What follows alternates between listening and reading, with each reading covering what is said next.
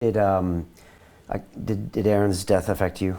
Yeah, really profoundly. I'd known Aaron for a really long time. He had written the afterword to a novel that came out 2 weeks after he died, and had really helped me write that novel. It was a sequel to Little Brother, book called Homeland.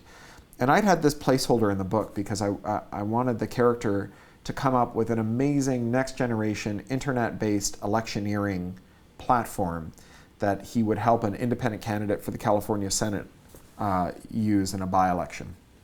It was a kind of plot point I wanted it to turn on.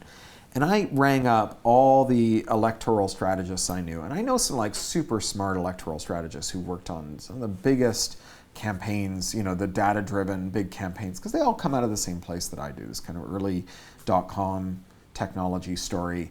They're good people and they're super smart and imaginative. And I said, what's your, like, if you had a candidate who would go along with your craziest idea, what would your craziest idea be? None of them were crazy enough. They were all inside the Beltway, inside the Overton window, inside the box thinking.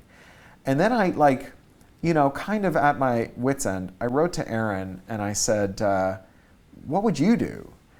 And he sent me back like shovel-ready ideas, you know, like 6 paragraphs that I literally just lightly rewrote and pasted right into the book because it was perfect. And the last line of that email was, I gotta go now, I'm gonna go build this, right? So he was this amazing guy and a real force of nature. I mean, he wasn't an angel, right? I disagreed with him now and again, so had lots of other people, but he was an amazing guy and a hero in many ways. And what he faced was so radically unjust, and he was hounded into it by a prosecutor who he'd made a fool of when the prosecutor worked with the FBI to come after him for his PACER work, and who had decided that he was going to score political points.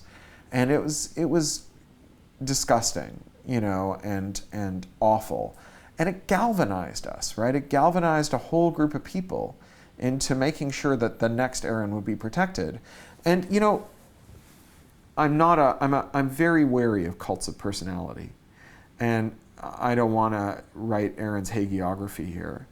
But the inspiration that people have taken from Aaron has been amazing. And I would give anything, I'd give all that inspiration to have him back. But many of us, taken it upon ourselves to make sure that his death wasn't in vain. So, you know, the young Russian woman who started sci-hub.cc, which is taking all the publicly funded science that's been put behind paywalls and making it available for free. She spoke at our Forbidden Research Conference. She said, I'm doing Aaron's work. This is what Aaron wanted to do, and I'm doing it too. We don't know if that's what Aaron wanted to do, but he clearly inspired her to do it. It's an amazing thing. And that's what you're doing at MIT, basically. Somewhat, yeah. I mean, I'm not doing it just because of Aaron or just for Aaron, but Aaron's never far from our thoughts when we think about this stuff. You know, and I work with Aaron's brother Noah at Electronic Frontier Foundation, and I know his dad, and, you know, like, they're all remarkable people, and they all see this as the best thing we can salvage from it. I mean, the thing I'm wary of when I talk about how Aaron's death has turned into this inspiration is I don't want people to think that this is that when all else is bleak, that the best thing you can do is commit suicide and be an inspiration to others or a warning to others. Aaron's committing suicide was the stupidest thing he ever did.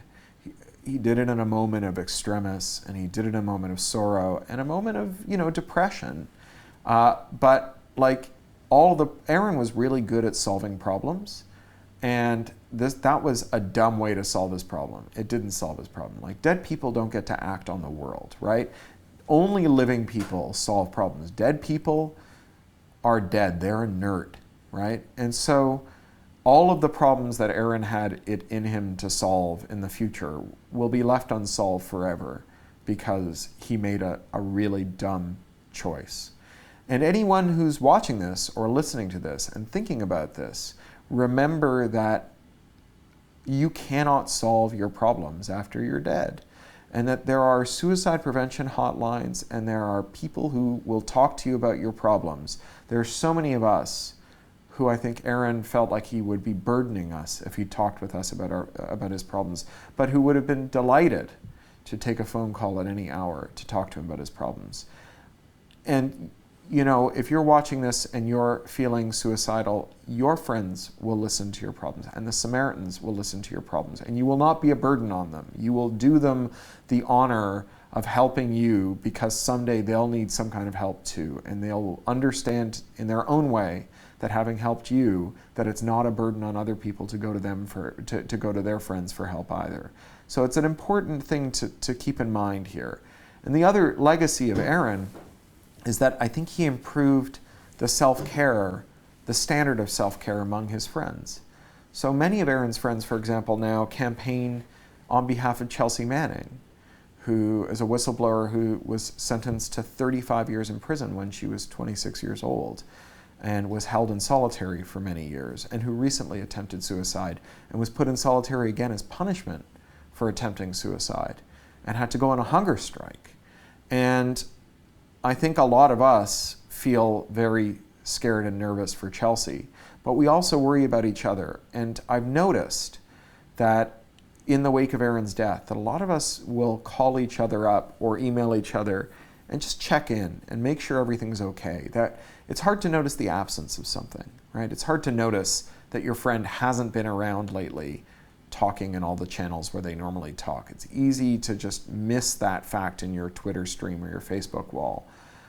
But you can make this conscious effort to keep in mind the friends of yours who are going through rough times, to check in to see whether they are absent, to call them up and make that explicit effort and make sure they know, and go through the awkwardness and the kind of Californian touchy-feeliness of saying, I'm here if you need to talk to me, because it's worth it. It's the thing that keeps us all sane, and it's the thing that will save us all. Continue watching this fascinating conversation for free by clicking on the link below to visit our website, learn from the best minds in the world, and connect with a community of passionate people building the best versions of themselves. Just click on the link below, and I'll see you on the inside.